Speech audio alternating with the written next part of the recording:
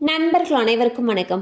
இன்னைக்கு நம்ம அந்த வீடியோல சந்திர கிரகணம் எத்தனை மணிக்கு தெரியும், கிரகணத்தன்று என்ன செய்யலாம் என்ன செய்யக்கூடாது என்பது பற்றி இந்த வீடியோல நம்ம பார்த்துடலாம். வீடியோக்குள்ள போறதுக்கு முன்னாடி இதுவரைக்கும் நீங்க நம்ம சேனலை சப்ஸ்கிரைப் பண்ணலைன்னா உடனே சப்ஸ்கிரைப் பண்ணிருங்க. அப்படியே பக்கத்துல இருக்கக்கூடிய பெல் பட்டனையும் கிளிக் பண்ணிருங்க. அப்பதான் நாங்க போடக்கூடிய வீடியோஸ் அனைத்தும் உங்களை கரெக்ட் டைம்க்கு ரீச் ஆகும். இப்ப வாங்க வீடியோக்குள்ள போலாம். 2026ஆம் ஆண்டோட முதல் சூரிய கிரகணம் தற்பொழுதுதான் முடிஞ்சிச்சு. இந்நிலையில் முதல் சந்திர கிரகணமானது வர இருக்கு. சூரியன், பூமி, சந்திரன் இது மூணும் ஒரே நேர்கோட்டில் வரும் பொழுது பூமியுடைய நிழலானது சந்திரனை மூடுவதால் சந்திர கிரகணம் ஏற்படுது. இந்த சந்திர கிரகணம் பாத்தீங்கன்னா ரொம்பவே முக்கியத்துவம் வாய்ந்த ஒன்றாக கருதப்படுது. இந்த வருடத்துடைய முதல் சந்திர கிரகணமானது வரக்கூடிய மார்ச் 3ஆம் தேதி வர இருக்கு. இந்த சந்திர கிரகணம் வானியல் துறையில் மட்டுமல்லாமல் ஜோதிடம் ரீதியாகவும் முக்கியத்துவம் வாய்ந்த ஒன்றாக கருதப்படுது. இந்த வருடத்துடைய முதல் சந்திர கிரகணம் பாத்தீங்கன்னா மார்ச் 3ஆம் தேதி பிற்பகல் 2:16 தொடங்கி மாலை 7:52 வரை நீடிக்க போகுது. இது எங்கெங்கெல்லாம் தெரியும்னு பாத்தீங்கன்னா இந்தியா, கிழக்கு மற்றும் தென்கிழக்கு ஆசியா, ஆஸ்திரேலியா, பசிபிக் பெருங்கடல், வட மற்றும் தென் அமெரிக்காவோட சில பகுதிகள் இதுங்கெல்லாம் தெரியும்னு சொல்லியிருக்காங்க. இந்தியால பாத்தீங்கன்னா பாதி சந்திர கிரகணத்தை பார்க்க முடியும்னு சொல்லப்படுது. ஜோதிடம் ரீதியாக இந்த சந்திர கிரகணம் சில ராசிக்காரர்களுக்கு மிகவும் நேர்மறையான பலன்களை அளிக்க போகுது அப்படின்னு சொல்றாங்க. சோ அது என்னென்ன ராசிகள் அப்படிங்கறத இப்ப நம்ம பாத்திரலாம். 3 ராசிகள் குறிப்பிடப்பட்டிருக்கு. அதுல முதலாவதாக ரிஷபராசி.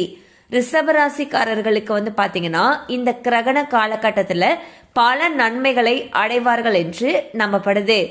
நீண்ட காலமாக அவங்களுக்கு நிலுவையில இருந்த பணிகள் அனைத்துமே வெற்றிகரமாக முடிவடையும் சொல்றாங்க. அது மட்டும் இல்லாம அவங்க பார்த்துட்டு இருக்கக்கூடிய வேலையில கூடுதல் பொறுப்புகள் கொடுக்கப்படும் சொல்றாங்க. சோ மொத்தத்துல வேலை மற்றும் பதவியில மாற்றம் ஏற்படுவதற்கான வாய்ப்புகள் மிக அருமையாக இருக்குன்னு சொல்லப்படுது. அடுத்ததாக சிம்மராசி. சிம்மராசிக்காரர்களுக்கு இந்த கிரகண காலம் தொழில் ரீதியாக சாதகமான பலன்களை அளிக்கும் அப்படின்ட்டு நம்பப்படுது. இந்த காலகட்டத்துல அவர்களுடைய தொழில், சமூக அந்தஸ்து, அதிகாரம், புகழ், வாழ்க்கை தரம் இது எல்லாமே உயரும் சொல்றாங்க. அடுத்ததாக தனுசு ராசி. தனுசு ராசிக்காரர்கள் சந்திர கிரகணத்தின் பொழுது பல்வேறு நன்மைகள் அடைய போகிறார்கள் சொல்லப்படுது. இந்த காலகட்டத்துல தனுசு ராசிக்காரர்களுக்கு நிதி ரீதியாக பல நன்மைகள் கிடைக்கும்னு சொல்லப்படுது.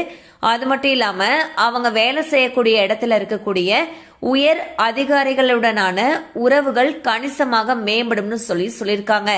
அது மட்டும் இல்லாம தனுசு ராசிக்காரர்களுடைய வாழ்க்கை ரொம்பவே மகிழ்ச்சி நிறைந்த ஒன்றாக இருக்கும்.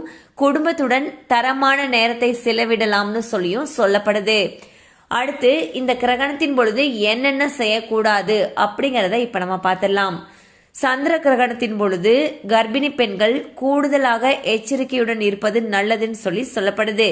தேவையில்லாம வெளியில் செல்வதை தவிர்க்க வேண்டும்.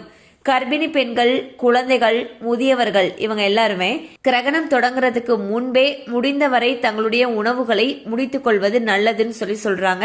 அது மட்டும் இல்லாம நம்ம சமைத்து வைத்த உணவுகள்ல தர்பை புல் மற்றும் துளசியை போட்டு வைப்பது நல்லதுன்னு சொல்றாங்க. இது அனைத்துமே சாஸ்திரங்கள் மற்றும் மத நம்பிக்கைகள் அடிப்படையில் மட்டுமே கூறப்பட்டுள்ளது. சோ இன்னைக்கு நம்ம இந்த வீடியோல சந்திர கிரகணம், அதாவது 2026ஆம் ஆண்டுடைய முதல் சந்திர கிரகணம் எப்ப வருது, எந்தெந்த பகுதிகளில் தெரியுது, எந்தெந்த ராசிக்காரர்களுக்கு இது நல்லது, அடுத்து இது என்னென்ன பண்ணணும் பண்ணக்கூடாதுங்கிற விஷயங்கள் பத்தி பார்த்தோம். கண்டிப்பா அந்த அப்டேட் உங்களுக்கு பயனுள்ளதா இருந்திருக்கும் நம்புறோம். மேலும் இது போல அப்டேட்ஸ் உங்களை உடனே ரீச் ஆகணும்னு நினைச்சீங்கன்னா நம்ம சேனலோட தொடர்ந்து இணைந்திருங்கள்.